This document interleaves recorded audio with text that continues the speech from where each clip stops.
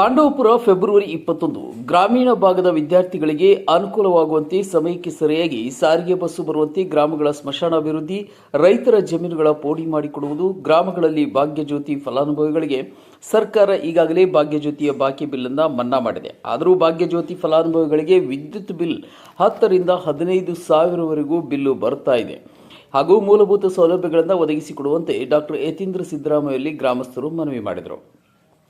ಅವರು ಮೈಸೂರು ತಾಲೂಕು ವರುಣ ವಿಧಾನಸಭಾ ಕ್ಷೇತ್ರ ವ್ಯಾಪ್ತಿ ಬರುವ ಗ್ರಾಮಗಳಾದ ಪಿಲ್ಲಹಳ್ಳಿ, ದಂಡಿಕೇರಿ ಗ್ರಾಮಗಳಲ್ಲಿ ತಾಲೂಕು ಆಡಳಿತ ಹಾಗೂ ಗ್ರಾಮ ಪಂಚಾಯಿತಿಯವರು ಏರ್ಪಡಿಸಿದ್ದ ಸಾರ್ವಜನಿಕ ಕುಂದುಕೊರತೆ ಸಮಸ್ಯೆಗಳ ಅಹವಾಲು ಸ್ವೀಕಾರ ಕಾರ್ಯಕ್ರಮದಲ್ಲಿ ಅವರು ಮಾತನಾಡಿದರು.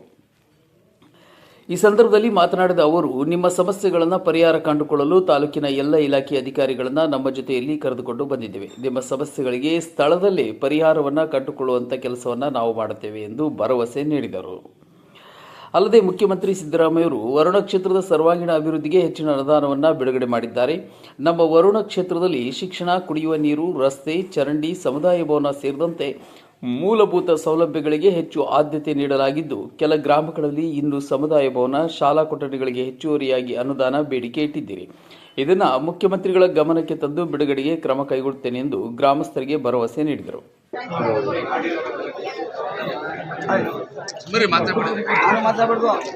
ನೋಡಿ, ನಮ್ಮ ಪಿಲ್ಲರ್ ಯಾರು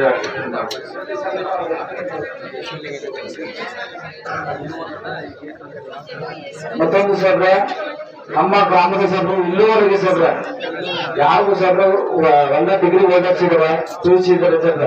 ಕನಿಷ್ಠ ಸರ್ ಒಂದು 2-3 ಜನ ಸರ್ ದಯಮಾಡಿ ನಿಮ್ಮ ನೆಲೆಸಿದ್ರೆ ಸಾಯವರೆಗೂ ಸರ್ ನೆಲೆಸಿದ್ರ ದಯಮಾಡಿ ಒಂದು 4 ಜನ ಸರ್. ಅದರಲ್ಲಿ 2 ಕುಟುಂಬಗಳು ಸರ್ ಕೋವಿಡ್ ಆಗಿ ಸರ್ ಅವ್ರ ಯಜಮಾನ ಸರ್ 33 ವರ್ಷ, ಇಬ್ಬರಿಗೂ ಸರ್ 3 ಮಕ್ಕಳು, ವಿದೇಶಿ ಸರ್ 24 ವರ್ಷಕ್ಕೆ ನಮ್ಮ ಮಕ್ಕಳು ಇದ್ರು. ಅವ್ರಿಗೆ ಇಬ್ಬರಿಗೆ ಸರ್ ದಯಮಾಡಿ ಯಾವ್ದಾದ್ರೂ ಸರಿ ಅವ್ರಿಗೆ ಒಂದು ಕಚೇರಿ ಸರ್ ಕೆಲಸ ಕೊಡಬೇಕು ಸರ್. ಇಬ್ಬರು ಸರ್, ಒಬ್ರು ಡಿಗ್ರಿ ಮಾಡಿದ್ದಾರೆ, ಒಬ್ರು PUC ಮಾಡಿದ್ದಾರೆ ಸರ್.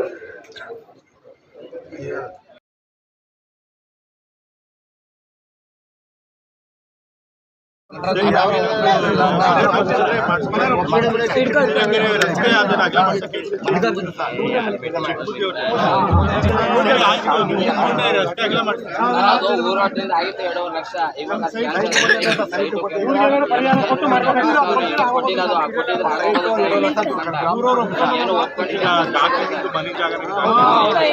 ಸರಿ, ಹಂಗಾರೆ ಅಷ್ಟು ಯಾವ್ದಾದ್ರು ಒಂದು ಇಲಾಖೆ ಮರ ಇರೋದು ಅಷ್ಟು ಇಲಾಖೆಯಿಂದ ಪರಿಹಾರ ಜಾಗ ಇಲ್ಲ.